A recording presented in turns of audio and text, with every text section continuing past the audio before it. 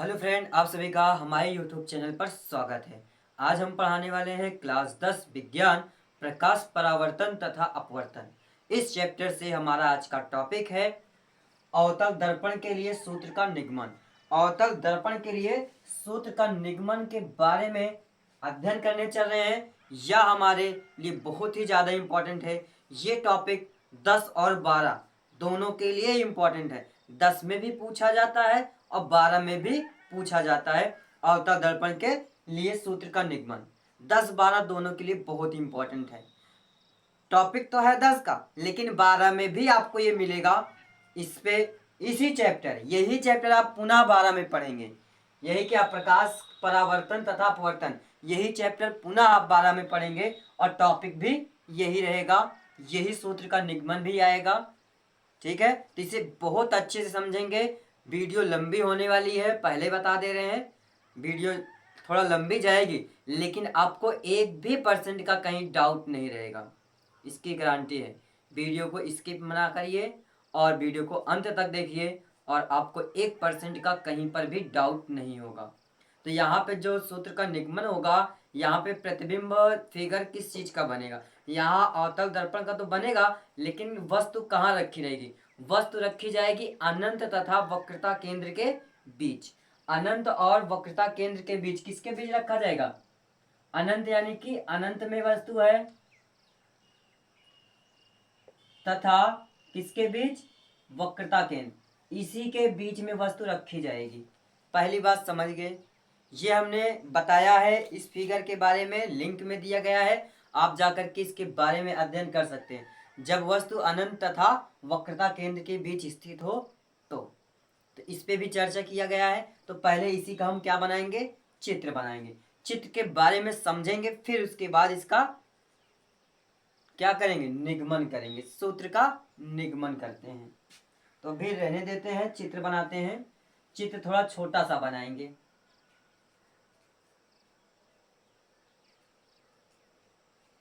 क्योंकि निगमन बहुत बड़ा है।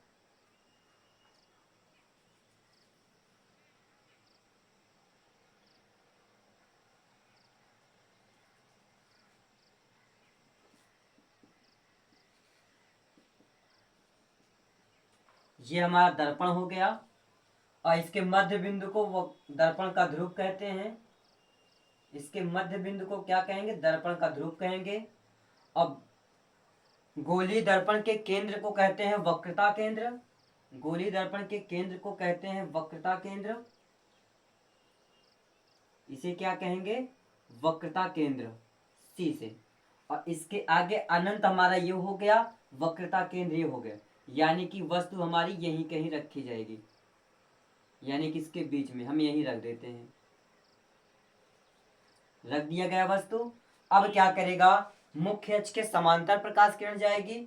अभी तो फिगर के बारे में समझा रहे हैं, उसके बाद निगमन करेंगे, क्योंकि निगमन हमारा बहुत लोगों को समझ में कम आता है। सूत्र का निगमन जो है बहुत कम समझ में आता है, इसलिए इसे हम थोड़ा लंबी वीडियो ले जाएंगे और आपको 1% का डाउट नहीं छोड़ेंगे। क्या करेगा? ये मुख्य अक्ष के समांतर जाएगी। मुख्य अक्ष के समांतर आने वाली प्रकाश किरण दर्पण से टकराने के पश्चात क्या होगा? मुख्य फोकस से गुजरती है। दर्पण से टकराया, अब कहां से गुजरेगा? मुख्य फोकस से। यहां पे होता है मुख्य फोकस, अब यहीं से ये गुजर जाएगा। चला गया। अब वक्रता केंद्र से आने वाली प्रकाश किरण कहां से जाएगा? थोड़ा इस वस्तु को और दूर लेते हैं, जिससे हमारा प्रतिबिंब बनने में दिक्कत ना हो।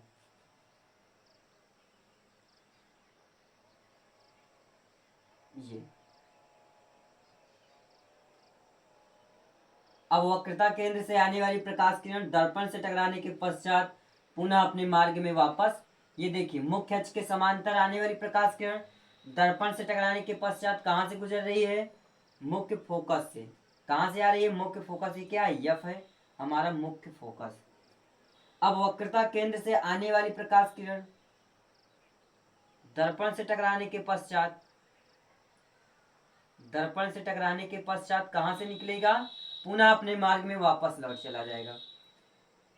वक्रता केंद्र से आने वाली प्रकाश किरण दर्पण से टकराने के पश्चात पुनः अपने मार्ग में वापस लौट जाता है। लौट गया, ठीक है। अब देखिए जहां पर दोनों किरणें आपस में मिली हैं वहीं पे प्रतिबिंब का निर्माण होगा। तो प्रतिबिंब का निर्माण हमारा, हम वस्तु का नाम ले लेते हैं, ए एंगल और ये बी एंगल, यानी कि ए और बी हमारा क्या है, वस्तु है। और जहां पे दोनों किरणें मिली हैं वहीं पे प्रतिबिंब का निर्माण हुआ, यानी कि यहाँ पर।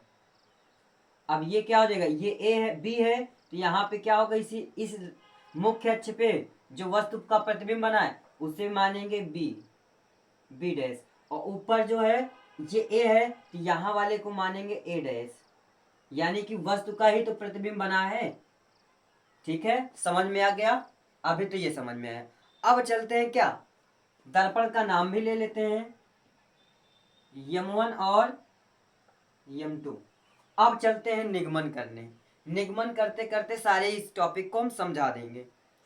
चलिए, निगमन में क्या होता है, माना एक अवतल दर्पण,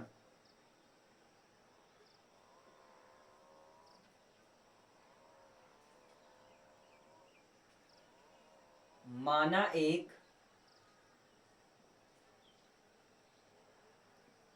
अवतल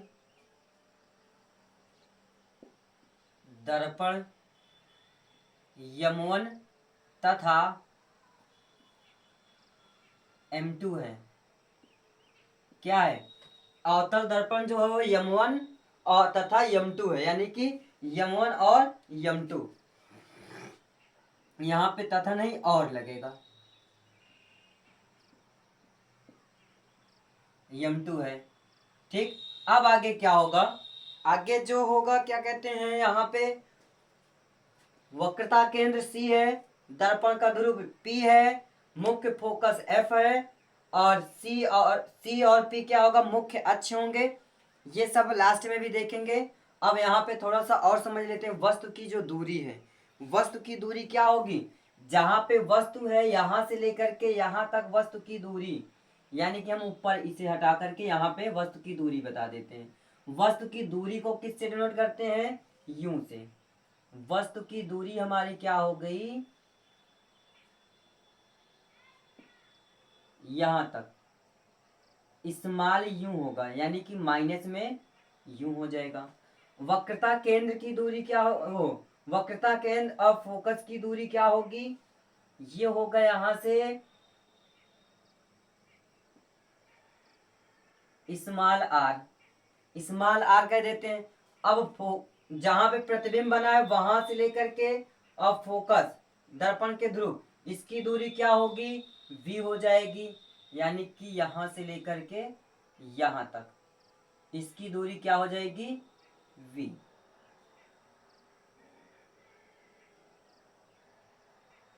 v होगा माइनस v। ठीक है, इतनी बात क्लियर हो गई। और अब क्या आया, फोकस से लेकर दर्पण के ध्रुव के बीच की दूरी क्या होगी, यहीं पे इसे हम कर देते हैं, ये होगा माइनस एफ, अरे स्मॉल एफ, स्मॉल एफ यानी कि माइनस में एफ लेंगे, आगे बताएंगे इसे। ठीक है, तो चलिए अब देखते हैं क्या। अब इसमें जो आपको किताब में और बहुत सारी जानकारी लिखी गई है थोड़ा लंबी परिभाषा के रूप में, तो उसे जान लेते हैं, फिर सूत्र का निगमन करते हैं। मुख्य अक्ष के समांतर आने वाली प्रकाश किरण दर्पण से टकराने के पश्चात मुख्य फोकस से गुजरती है, तथा वक्रता केंद्र से आने वाली प्रकाश किरण दर्पण से टकराने के पश्चात पुनः अपने मार्ग में वापस लौट जाती है। जहां पर दोनों किरणें आपस में मिलती हैं वहीं पे प्रतिबिंब का निर्माण होता है, यानी ए डैश बी डैश, ये प्रतिबिंब का निर्माण हुआ। वस्तु से क्या है, छोटा है, उल्टा है, वस्तु से वस्तु से छोटा तथा उल्टा, यानी कि वास्तविक उल्टा है, वस्तु से छोटा है। अब क्या होगा, वक्रता केंद्र और फोकस, मुख्य फोकस के बीच प्रतिबिंब का निर्माण होता है। यही सब पूरी किताब में लिखी जाती हैं, समझ गए होंगे। अब चलते हैं, इसमें देखते हैं क्या कितने त्रिभुज बन रहे हैं। त्रिभुज के ही द्वारा सूत्र का निगमन होगा। देखिए कितने त्रिभुज हैं, पहले हम त्रिभुज देखेंगे, उसके बाद उसी त्रिभुज के अनुसार हम काम करेंगे। ए बी सी, ये हमारा एक त्रिभुज, A dash B dash C dash दूसरा त्रिभुज, A dash B dash F dash तीसरा त्रिभुज, यहाँ पे इसे हम मिला देते हैं, यहाँ पे इसे डैश लाइन में मिलाते हैं, यहाँ पे इसे डैश कर लेते हैं। ठीक, तो इसका नाम हो जाएगा, इसे हम लेते हैं यम, इसका नाम यम और इसका नाम यन, इसका नाम यन। ये यम और यन, यम यन एफ, ये हमारा चौथा त्रिभुज हो गया। कुल कितने त्रिभुज हैं? 4 त्रिभुज हैं। तो पहले हमें 2 त्रिभुज पे हम निष्कर्ष निकालेंगे, उसके बाद दूसरे 3 और 4 पे, 4 त्रिभुज पे बारी बारी से हम सॉल्व करेंगे, उसके बाद हम निगमन करेंगे। ठीक है, चलिए अब हम क्या करते हैं, सूत्र का निगमन करने चल रहे हैं।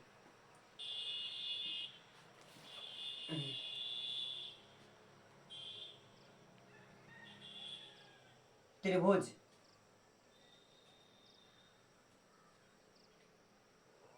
त्रिभुज ए बी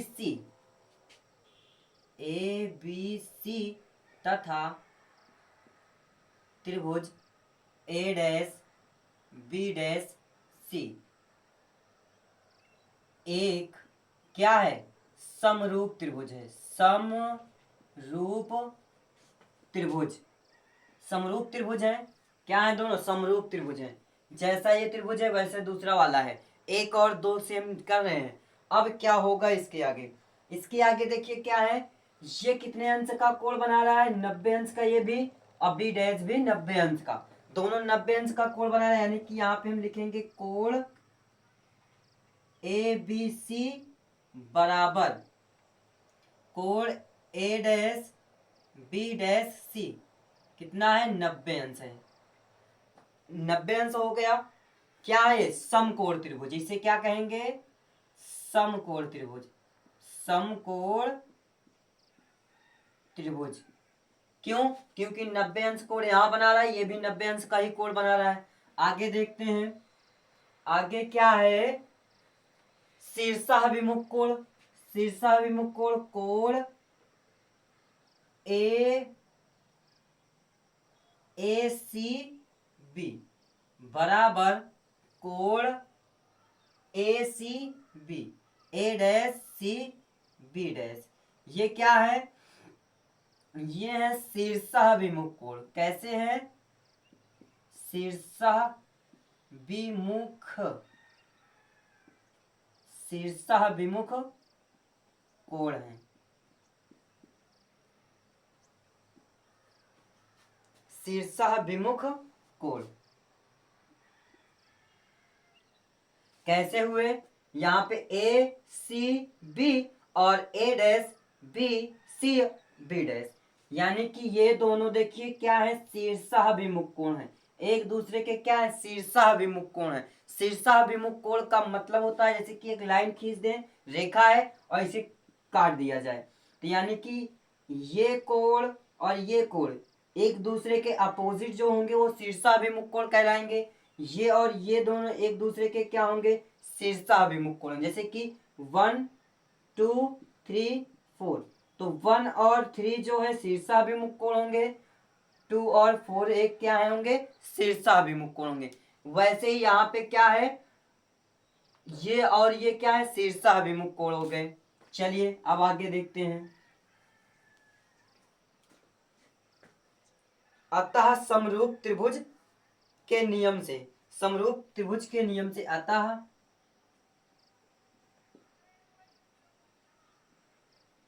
समरूप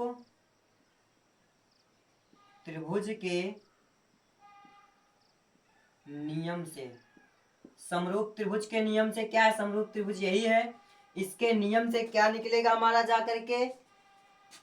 ए बी जितना होगा उतना ए डैश बी डैश होगा। तो क्या हो जाएंगे? A B upon A dash B dash बराबर, यानी कि ये जो वस्तु है, वस्तु क्या होंगे? दोनों बराबर होंगे यहाँ पे। यानी कि ये क्या होंगे? ये बड़ा है, ये छोटा है, यानी कि यहाँ समरूप है। तो समरूप का मतलब कि दोनों भुजाएं क्या होंगी? बराबर होंगी। अब क्या है? B C upon B dash सी, B C upon B dash सी। ये हमारा हो जाएगा समीकरण 1। इसे कर देंगे समीकरण 1 मान लेते हैं। अब क्या है, पुनः अब देखते हैं क्या, ये तो हमारा दो त्रिभुज का निष्कर्ष निकला। अब आगे जाते हैं 3 और 4 का सेम टू सेम ऐसे ही निष्कर्ष निकालेंगे, कोई दिक्कत नहीं होना चाहिए। पुनः त्रिभुज A dash B dash F, A dash B dash F, चाहे तो हम कर दें कोई दिक्कत नहीं है, A dash B dash F तथा M N F, M N F समरूप त्रिभुज से, समरूप त्रिभुज है। समरूप त्रिभुज क्या है, एक समरूप त्रिभुज है, यहां लिखेंगे क्या, एक समरूप त्रिभुज है, एक समरूप त्रिभुज, एक समरूप त्रिभुज है। यहां पे भी है लगा देते हैं, समरूप त्रिभुज है। तो क्या हो जाएंगे इसमें, अब क्या निकालेंगे, जैसे यहाँ 90 अंश का कोण निकाले हैं वैसे यहाँ पे भी 90 अंश का कोण निकलेगा। कहाँ से, ये बी, ये जो बी एंगल है, जो बी एंगल है यहाँ पे ये 90 अंश का कोण बता रहा है, और यहाँ यन जो है ये भी 90 अंश का कोण बता रहा है, यानी कि ए डैश बी डैश एफ, उसके बाद यम यन यन यफ 90 अंश के कोण है। क्या है, A dash B dash C बराबर कोण, कोण यम यन एफ, यहाँ पे एफ है, क्या है 90 अंश है, यानी क्या है समकोण त्रिभुज, समकोण त्रिभुज है, समकोण त्रिभुज हो गया। अब आगे क्या चलेंगे, शीर्षाभिमुख कोण देखेंगे। शीर्षाभिमुख कोण कौन सा होगा, जो यफ एंगल है यहीं पे हमारा शीर्षाभिमुख कोण निकल रहा है, यानी कि ये फंक्शन और ये फंक्शन, ये क्या है शीर्षाभिमुख कोण है। तो शीर्षाभिमुख कोण को क्या करेंगे, A dash F B dash, A dash F B dash equal कोण एम एफ एन, क्या है शीर्षाभिमुख कोण है,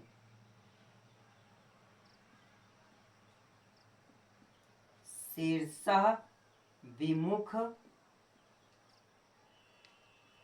कोण, शीर्षाभिमुख कोण हो गए। अब आगे इसी के अनुसार तीसरा हमारा दूसरा क्या निकलेगा, समीकरण निकलेगा। जैसे हमने यहां से यहां तक प्रोसेस किया है सेम टू सेम प्रोसेस पुनः चल रहा है, यानी ये दो त्रिभुज लिया गया है 1 और 2, ये क्या है समरूप है। उसके बाद 3 और 4 से समरूप निकाले, समरूप त्रिभुज से निकाला क्या 90 अंश का कोण, उसके बाद शीर्षाभिमुख कोण। अब आगे चलते हैं यहां पर, अब इसमें क्या हो जाएंगे, एफ बी डैश जितना होगा उतना यफ यन होगा, यानी कि यफ यन अपान क्या हो जाएगा, M N upon A dash B, M N upon A dash B dash बराबर B dash F, B dash F upon N F, ये आएगा, ये समीकरण हमारा हो जाएगा 2। इसे समीकरण 2 नाम देते हैं। समीकरण 2 नाम दे सकते हैं, या तो हम कुछ और भी कर सकते हैं, थोड़ा सा यहाँ मिस्टेक है इसे सुधार कर लेते हैं, तो उसके बाद चलते हैं। देखिए यहाँ पे आपको साफ दिख रहा होगा कि कौन सी भुजा इसमें बराबर दिख बड़ी है, जो बड़ी है बड़े को ऊपर रखेंगे छोटे को नीचे रखेंगे, तो उसे भी हम बताएंगे क्यों ऊपर बड़े को रखा जा रहा है नीचे को क्यों छोटे को रखा है। यमयन क्या है, बड़ा है, ए डैश बी डैश छोटा है, छोटा है। अब आगे फंक्शन में क्या रखेंगे, यन और यफ को ऊपर रखेंगे, यन यफ अपान यानी कि मुख्य अक्ष को देखेंगे एफ बी यानी बी डैश एफ। अब देखिए बड़ी संख्या में ही छोटी संख्या से तो भाग कर सकते हैं, इसलिए बड़ी संख्या को ऊपर छोटी को नीचे, क्योंकि यमयन क्या है, बड़ा है, और ए डैश बी डैश छोटा है, इसलिए छोटे को नीचे बड़े को ऊपर। वही चीज यहाँ पे भी हुआ है। ए बी क्या है, बड़ा है वस्तु से, और वस्तु जो प्रतिबिंब वस्तु का बना है वो क्या है, वस्तु से छोटा है, तो छोटे को नीचे बड़े को ऊपर। ठीक, तो ये हो गया। अब यहाँ पे आपको थोड़ा सा ध्यान देना है, क्या, ए और बी, जो जितना वस्तु यहाँ पे है जितनी बड़ी, उतने ही बड़ा तो वस्तु यहाँ पे ए यमयन होगा। अर्थात यहाँ पे हम क्या कह सकते हैं, यहाँ पे हम कह सकते हैं ए बी बराबर यमयन, ए बी बराबर यमयन रखा जा सकता है। यानी कि यमयन के स्थान पे ए बी हम रख सकते हैं। वस्तु क्या है, मुख्य अक्ष के समांतर ही तो जा रहा है, जितनी बड़ी वस्तु यहाँ होगी उतने ही बड़ी वस्तु वहां पे भी होगा। यानी कि यमयन के स्थान पे हम क्या रख सकते हैं, ए बी। तो जब ए बी यहाँ रखेंगे तो क्या हो जाएगा, A B upon A dash B dash बराबर M N F upon B dash F. ये हमारा क्या हो जाएगा, समीकरण 2। ये हमारा क्या हो गया, समीकरण 2 हो गया। अब क्या करते हैं, समीकरण 1 और 2 से आगे क्या करेंगे, समीकरण 1 और 2 से। समीकरण 1 हमारा यहाँ पे है, समीकरण 2 हमारा यहाँ पे है। समीकरण 1 तथा 2 से, 1 तथा 2 से क्या हो जाएगा, ध्यान दीजिएगा, A B upon A dash B dash equal कितना है, C upon A B C upon A dash B dash C. जितना ए बी, फिर से A B upon A dash B dash जितना यहाँ है वही फंक्शन तो यहाँ बता रहा है। यानी कि इसके स्थान पे हम इस चीज को रख सकते हैं। ध्यान दीजिए, यहीं पे कंफ्यूजन होता है सभी लोगों को, काफी लोग को यही कंफ्यूजन होता है। फिर से क्या है, A B upon A dash B dash, जो यहाँ है वही चीज तो इसमें भी है। यानी कि ये इसका मान यानी कि मान लेते हैं ए बराबर क्या है, बी है, ए बराबर क्या है, बी है, और ए बराबर क्या है, सी है।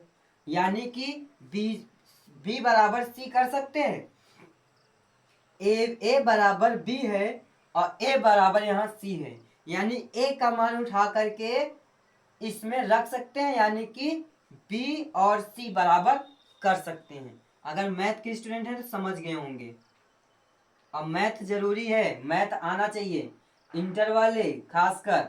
क्या हुआ, रख देंगे तो क्या हो जाएगा, बी अपान बी डैश सी बराबर N F upon B dash F. ये हमारा क्या हो गया, वैल्यू। अब इतना आया, इसे हम समीकरण 3 मान लेते हैं। इसे क्या करते हैं, समीकरण 3 हो गया। अब इतनी बात आपको नोट करना होगा, क्योंकि पर्याप्त जगह नहीं है, तो जल्दी से आप इसे नोट कर लीजिए तो हम आगे चलें। नोट कर लीजिए, एक बार पुनः आप इसे समझ लीजिए, फिर से समझा दे रहे हैं। वीडियो को हमने कहा था लंबी जाएगी, लेकिन आपको 1% का डाउट नहीं रह जाएगा। तो क्या है, समरूप त्रिभुज क्या है, ए बी सी त्रिभुज ए डैश बी डैश सी एक समरूप त्रिभुज है। तो इसमें 90 अंश का कोण निकालेंगे, यानी कि ये 90 अंश और ये 90 अंश यहाँ पर, तो 90 अंश कोण हो गया, जिसे समकोण कहते हैं। शीर्षाभिमुख कोण निकाल लिया गया। फिर उसके बाद क्या, अतः समरूप त्रिभुज के नियम से हमने फंक्शन निकाला यहाँ पे समीकरण 1। फिर यहाँ पे जो निकालेंगे, यहाँ पे भी समरूप त्रिभुज के नियम से निकालना पड़ेगा, यहाँ नहीं लिखे तो यहाँ पे आपको लिख लेना क्या है, समरूप त्रिभुज के नियम से, समरूप त्रिभुज के नियम से, यानी कि जो फंक्शन यहाँ लिखा गया है वही फंक्शन यहाँ पे आया है। तो यानी कि जो फंक्शन यहाँ लिखा गया है वही फंक्शन यहाँ लिख करके हम आगे जाएंगे समरूप त्रिभुज के नियम से। ठीक है, तो चलिए आगे रेज करते हैं, हमें इसी वाले फंक्शन से समझना है।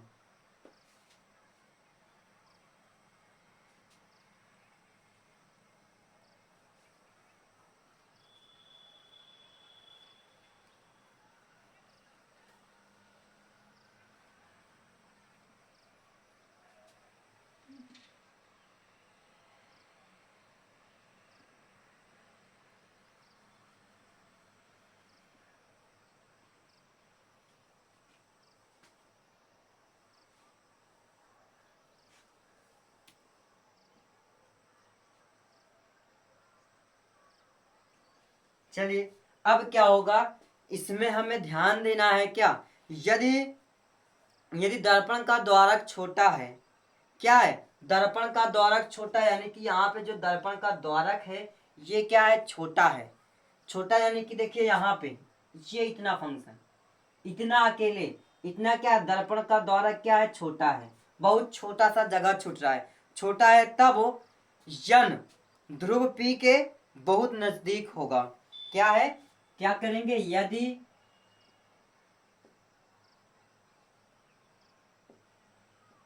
दर्पण का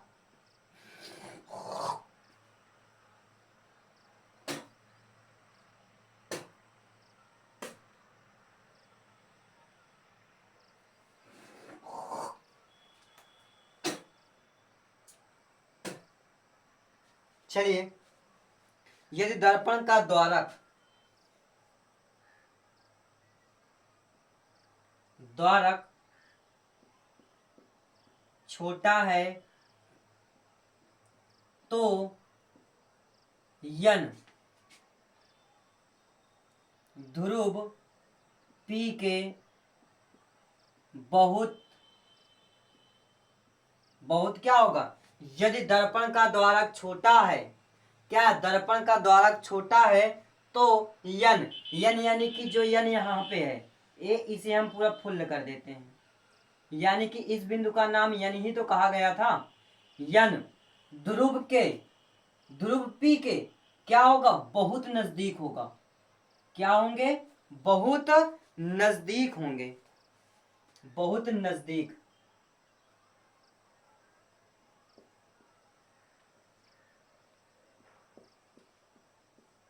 बहुत नजदीक होगा। ठीक है भैया, समझ में आया। यदि आपको समझ में आ रहा है तो जल्दी से हमारे चैनल को सब्सक्राइब करें, लाइक करें और बेल आइकन को दबाना ना भूलें।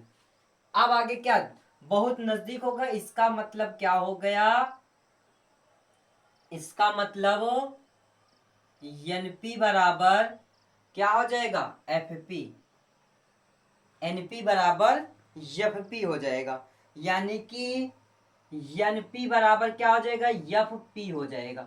ठीक, समझ में आ गया। जहां एनपी आया है वहीं पे क्या करेंगे, एफ पी रखेंगे, एनपी एफ पी के स्थान पे एनपी।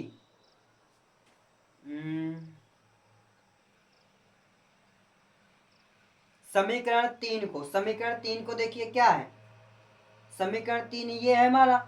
अब इसी में हम क्या करेंगे, लगभग हमारा क्या आ गया, एनपी बराबर एफ पी हो गया। अब हमारा क्या है, एन एफ बराबर एफ पी, जहां एन एफ है वहीं पे क्या रखेंगे, एफ पी रख देंगे।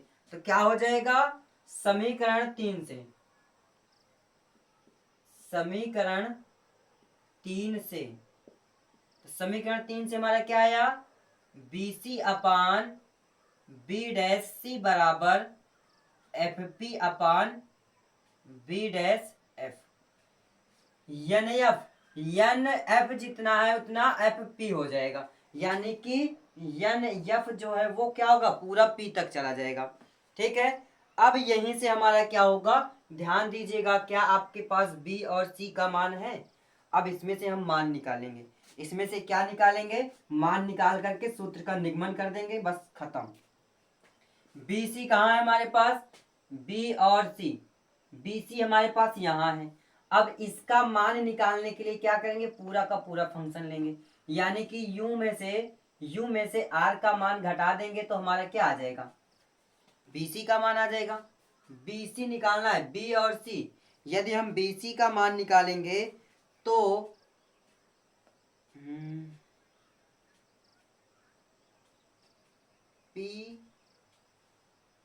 पीबी टोटल यानी पीबी में से हम पी और सी का मान घटा देते हैं। क्या घटा देंगे, सी पी का मान घटा देंगे तो क्या हो जाएगा, यदि हमें क्या निकालना है, बीसी का मान निकालना है, किसका, बी और सी का मान निकालना है, तो बी से लेकर सी तक की वैल्यू लेंगे, बीसी ले लिया, बीपी लेंगे, बीपी क्या लिया, बी से P तक लिया। अब B से P तक में हमें किसका मान पता है, यहां तक का निकालना है ना। यहां तक निकालने के लिए क्या करेंगे, यानी कि R का मान घटा देंगे, P और C का मान घटा देंगे, यही फंक्शन उठाकर यहां रख देंगे।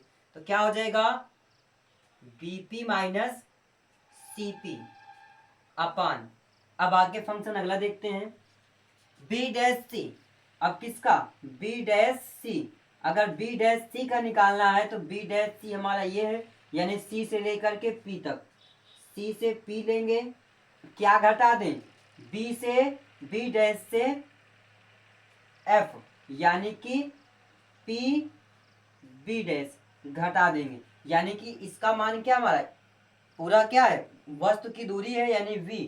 वस्तु की दूरी तो हो गई जो प्रतिबिंब बना है, यानी कि हमारा क्या आ गया, CP माइनस PB,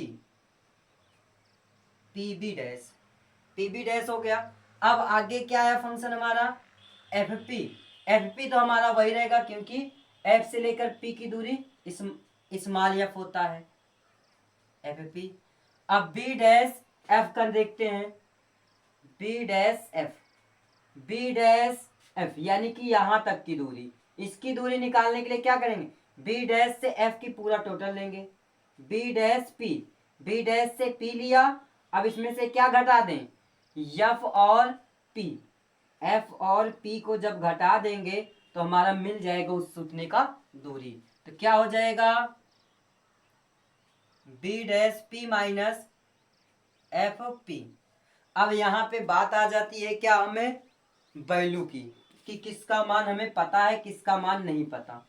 अब देखिए यहाँ से B से लेकर के P, B से P तक की दूरी क्या है, B से P तक की दूरी यूं है, यानी वस्तु की दूरी माइनस में यूं हो जाएगा।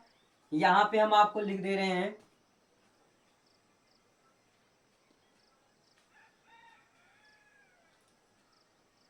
B P क्या है, वस्तु की दूरी माइनस यू में प्रदर्शित करेंगे। आगे क्या आया, आगे हमें किसकी जरूरत है, B और P, B और P, B से P की दूरी, B से P की दूरी तो हमें मिल गई। C और P, C और P की दूरी क्या होगी, C से और P की दूरी क्या हो जाएगी, CP, यानी माइनस R, माइनस R हो जाएगा। ठीक है, माइनस R। आगे क्या हो जाएंगे, आगे CP, CP तो हो गया, B, P और B डैश, P और B dash, P B dash, इसका क्या हो जाएगा, प्रतिबिंब की दूरी यानी कि V, V क्या होगा, ये भी माइनस में, सारे के सारे फंक्शन क्या होंगे, माइनस में लिखे जाएंगे। अवतल दर्पण में सारे क्या होते हैं, माइनस में होते हैं, क्योंकि इसमें सारे प्रतिबिंब क्या हो रहे हैं, विपरीत साइड में तो बन रहा है इधर की ओर। आगे क्या है, FP, FP क्या है, प्रतिबिंब की दूरी क्या होगी,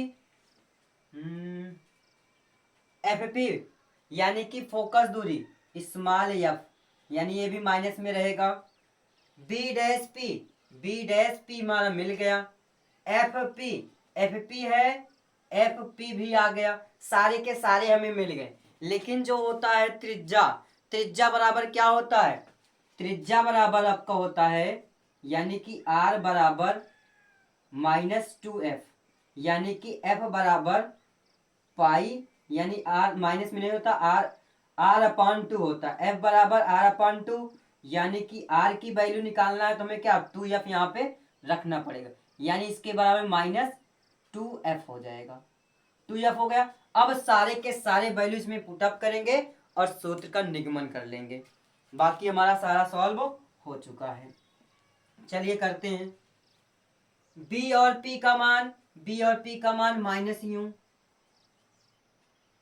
माइनस CP या PC, CP का मान -2f आया अपान CP -2f आया, माइनस PB, PB क्या है, -V है, बराबर FP, FP क्या है, -f है, अपान B डैश P क्या है, B dash P, B dash P minus v है minus F P, F P क्या है माइनस एफ है ये। अब क्या करें, इसका त्रिज्या का गुणा करेंगे। त्रिज्या का गुणा करते हैं, पहले हम क्या कर लेते हैं, जो ब्रैकेट लगाया गया उसमें गुणा कर लेते हैं।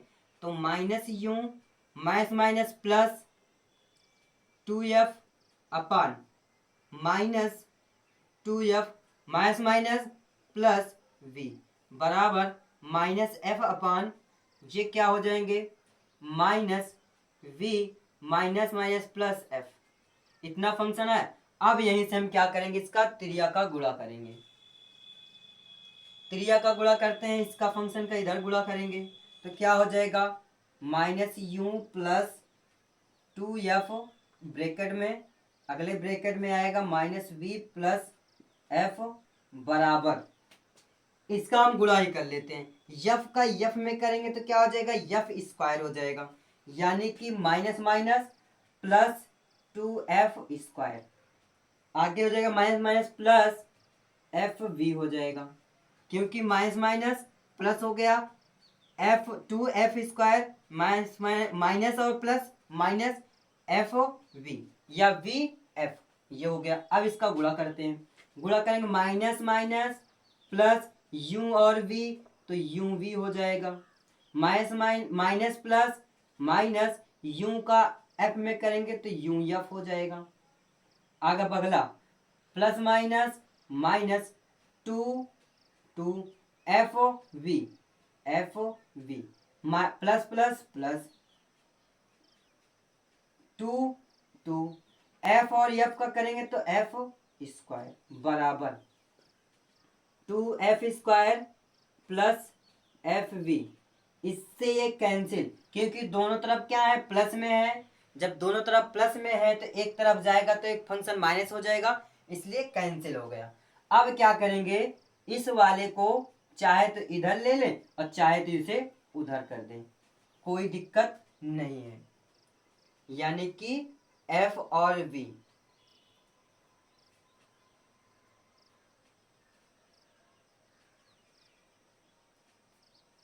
ठीक है, तो चलिए ध्यान देते हैं फिर से एक बार, माइनस माइनस प्लस यू और वी हो गया, minus plus minus U F हो गया, इसका इंटू करेंगे इसके साथ तो क्या होगा plus minus minus plus plus plus. ठीक है, अब क्या करते हैं, इस फंक्शन को उधर भेजते हैं, या तो हम क्या करते हैं सारे को एक तरफ ले लेते हैं, U V minus U F minus 2f V बराबर एफ वी। इतना हो गया। इतना जब हो गया तो अब क्या करना है ध्यान दीजिएगा, बहुत ही इजी है।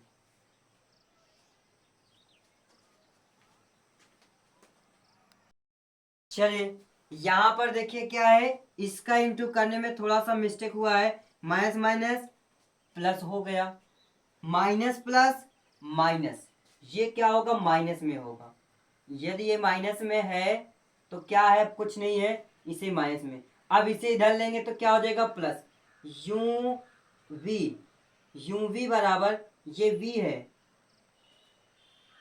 Minus U F minus 2f V, इधर आएगा तो प्लस में एफ वी बराबर 0।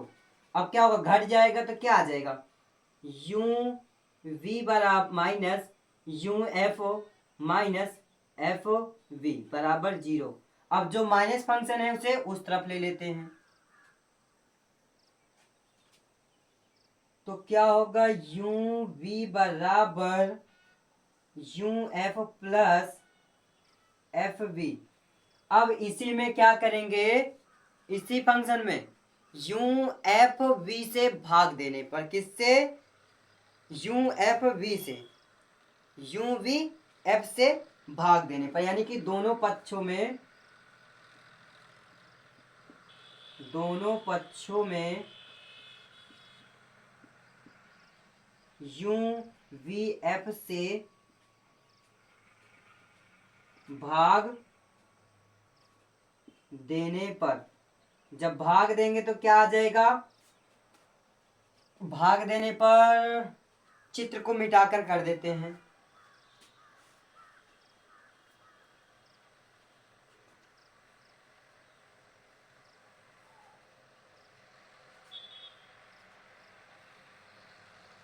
भाग देने पर जब भाग देंगे इसमें क्या होगा, यू वी बराबर U F plus F V. भाग किससे दे रहे हैं, U V F, U V F, U V F, U V F. U से यू वी से यू वी गया, एफ से एफ गया, यू से यू गया, एफ से एफ गया, वी से वी गया। बचा क्या, 1/f बराबर 1/v प्लस 1/u। इसी का निगमन करना था। यदि आपको वीडियो पसंद आया हो तो जल्दी से हमारे चैनल को सब्सक्राइब करें, लाइक करें और बेल आइकन को दबाना न भूलें। वीडियो में अंत तक बने रहने के लिए धन्यवाद। और अब आगे चलेंगे अगले सूत्र का निगमन, यानी उत्तल दर्पण का सूत्र का निगमन। उत्तल दर्पण के लिए सूत्र का निगमन करते हैं। इतना आसानी से बताया गया है कि आपको कहीं पर भी वीडियो इतनी आसानी से नहीं मिलेगा कि एक भी टॉपिक पे आपको ना समझ में आया हो। वीडियो में अंत तक बने रहने के लिए धन्यवाद और जल्दी से हमारे चैनल को सब्सक्राइब करें और लाइक करें और बेल आइकन को दबाना ना भूलें, जिससे आने वाली वीडियो आप तक सबसे पहले पहुँचे।